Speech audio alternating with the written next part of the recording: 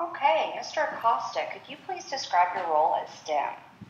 I am the technology coordinator, and that means that I really deal with all technology in the school, mostly with the iPads that we have in the school and maintaining them, resolving any technology issues with them.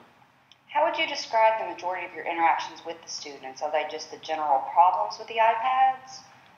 Yeah, for the most part, we have a lot of either app issues or sometimes the occasional screen breaking, but for the most part it's an app problem or updating apps, restrictions, and just regular upkeep and maintenance.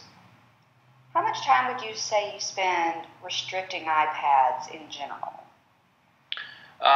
Restricting iPads is a fairly easy process. It's the upkeep of it. Once an iPad is restricted, I'm more involved with that student from that point on, mostly because of downloading any new apps or updating apps.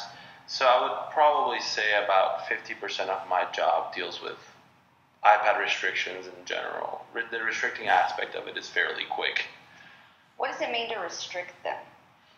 Basically, we take the iPad and we take off any ability to download apps, so the App Store goes away from the iPad, and we take off, if it's an academic issue or just not concentrating in schoolwork during school, we take off any apps that are not related to school and just leave the school-related ones, and we delete any form of adding different accounts. So you really just have your school email, and that's it. As we move forward with even more students, do you feel that there's a better way that we handle iPads and iPad usage with our kids? Should we begin with the restricted? Should they have a disciplinary system to garner restriction?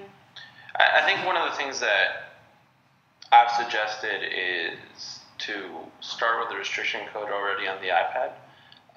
Mostly because sometimes students like to restrict their own iPad so that way nobody can ever restrict it. Or, this also helps with some parents that like to restrict their iPad in their house, and then we don't have that code and it just becomes a hassle. But for the most part, I really believe in the philosophy that you're given the iPad and you have all the privileges with it until you do things that makes you lose them. I think that's worked out so far. I think there can be some fine-tuning in how we handle the iPad launch or giving them out in general, so that way we can control the code.